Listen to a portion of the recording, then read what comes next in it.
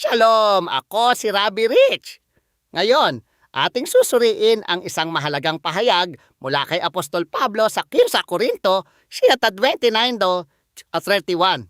Si Shaul ay nagsasalita tungkol sa diwa ng nalalapit na pag-asa. Sinabi niya, ang panahon ay maikli na. Sa Hebreo, ito ay et katsara. Ang panahon ay siksik o limitado. Hindi lang niya tinutukoy ang oras, kundi ang itinakdang panahon ng Diyos o kairos.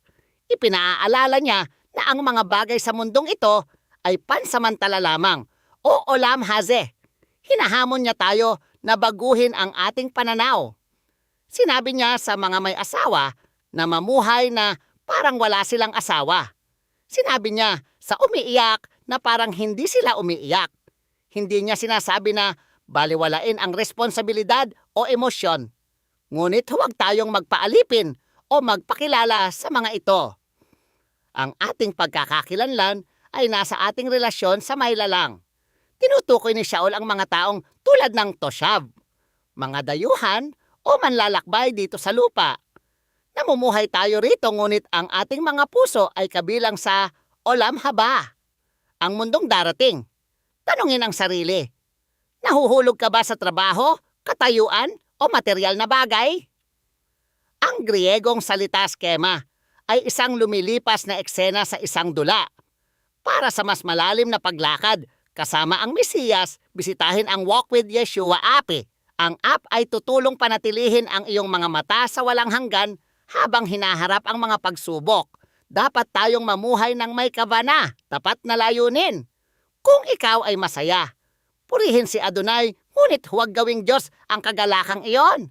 Kung malungkot ka, dalhin ito sa Panginoon sa pamamagitan ng panalangin, ngunit huwag hayaang lamunin ka nito. Nanawagan si Shaul ng radikal na paghiwalay sa mga bagay ng buhay upang lubusang kumapit kay Yeshua. Sa mesyaniko komunidad, tayo ay nasa yugto ng nandyan na ngunit hindi pa lubos ng kaharian. Ang bayad ay naibigay at tagumpay ay nakamit. Ngunit ang pisikal na paghahayag ay dumarating pa lamang. Hawak natin ang mundong ito ng may magaang haplos at ginagamit ito para isulong ang mabuting balita. Huwag hayaang ang mga kasangkapang ito ang magmay-ari sa atin. Sa gitna ng kaguluhan ng mundo, ang mga salita ni Shaul ay mas mahalaga kaysa kailanman. Meron tayong kaharian na hindi matitinag. Ipakita ng iyong buhay na ang pag-asa mo ay nasa ibang lugar. Huwag maging alipin ng alituntunin ng tao o ng inaasahan ng lumilipas na lipunan. Maging lingkod ng Mesiyas na naglilingkod ng buong puso. Naway bigyan kayo ng Diyos ng karunungan upang makita ang pansamantala at ang walang hanggan. Magpakatatag kayo dahil ang ating katubusan ay malapit na. Naway pagpalain kayo ng kapayapaan at kalinawan habang tinatahak ninyo ang inyong tawag. Samahan ninyo ako sa susunod nating pag-aaral habang patuloy nating hinahanap ang kalaliman ng salita. Shalom Aleichem.